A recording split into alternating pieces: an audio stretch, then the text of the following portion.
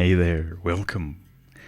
Today we are going to talk about that urge to create content based on your ability to do something interesting, while writing a screenplay about it at the same time.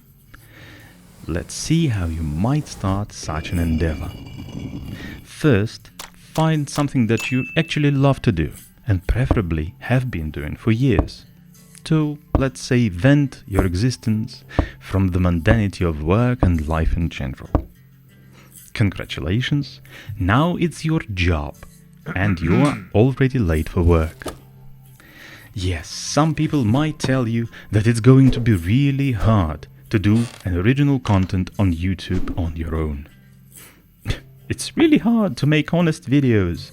It's really hard to stay relevant, hard to commit and quit your day job or your business that you don't like anymore. Of course, this is a bunch of nonsense. Let me, a person with dedicated 9 subscribers, tell you how it's done. We are going to do superb content with, mind you, full sovereignty. Isn't it spicy, since everyone in the world right now is super focused on being completely independent from the others, huh? A little bit of cheeky politics there for you. Okay, at the first stage, you should go ahead and order yourself a lot of stuff on Amazon that are actually from China, so that you can ensure the export trade balance of the world's biggest buyer stays as juicy as it was in the days of Teddy Roosevelt, obviously the last American president with some actual balls. Then you play with these tools for 2 months straight, because you gotta learn how to be a superior operator of such intricate machinery. Congratulations, number 2 are in order. Now you are effectively a grip. So that's new. You have an additional profession. Okay, second stage. In this one, you would reflect on your inner self, as you often do. But this time, you will include all the criticism you've received over the years. Through it finally dawns on you that you are overcomplicating everything. It really doesn't need to be so hard all the way. People do like simpler things. No one is going to even comprehend the level of whatever you are thinking this is. Stage 3.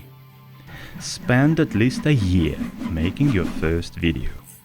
Release it then in a somewhat Schrödinger state of either overdone or undercooked. Remember, this is an important step. Do not skip it.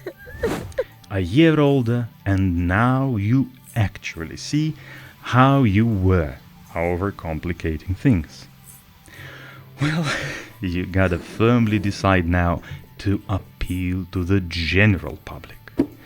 Immediately drown everything in historical and religious trivia, because you've learned nothing. This time you hide it all under 70 layers of either meta or postmodernist psychoanalytical camouflage.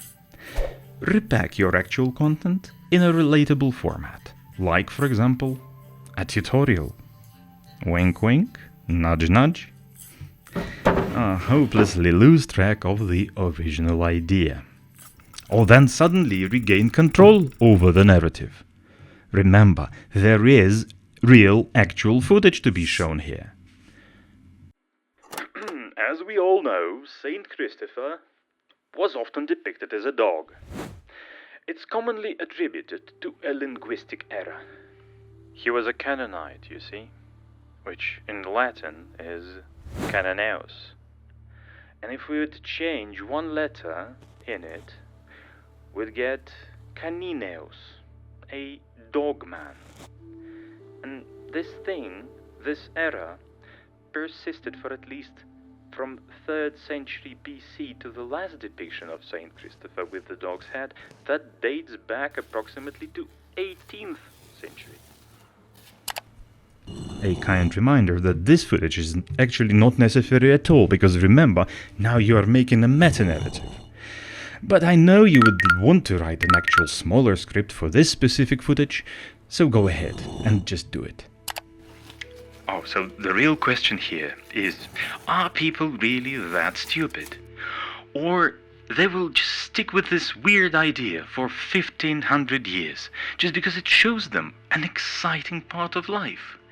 They would really just love an idea of a dog-headed saint, won't they? I think they would. Presumably now is time to deep dive into complexity. You really want them to know that you are a real intellectual, hmm? Since we are here talking cynocephaly, sure we would like to jump to the neighboring dogs, or gods. Gods like Anubis, that have crawled into Orthodox Christianity through the Coptic Church? Maybe. Well, you have to stay relatable. Like, I don't know, Dr. David Miano, or Milo Rossi, or Stephen Milo, or any other Milo for that matter, but just don't be this, okay? Sorry. Let's get back to the big question, I guess, which is, was it 1,500 years of something so obviously stupid as a holy Levantine dude with a mongrel's head? Or maybe it was something that kept things weird and interesting, as it probably does for all of us, both skeptics and mythologically inclined individuals, staring currently into this 16 by 9 rectangle. What would you say? And you leave them hanging, brother. Because questions are smarter than answers. That's it. Now that's how you pack an actual footage and narrative ideas worth of maybe 2 minutes into a full 10-minute video without letting anyone into your secret. Now you can breathe out. Finally, you've done a good build-up for a joke. You're okay. You're good. This is fine.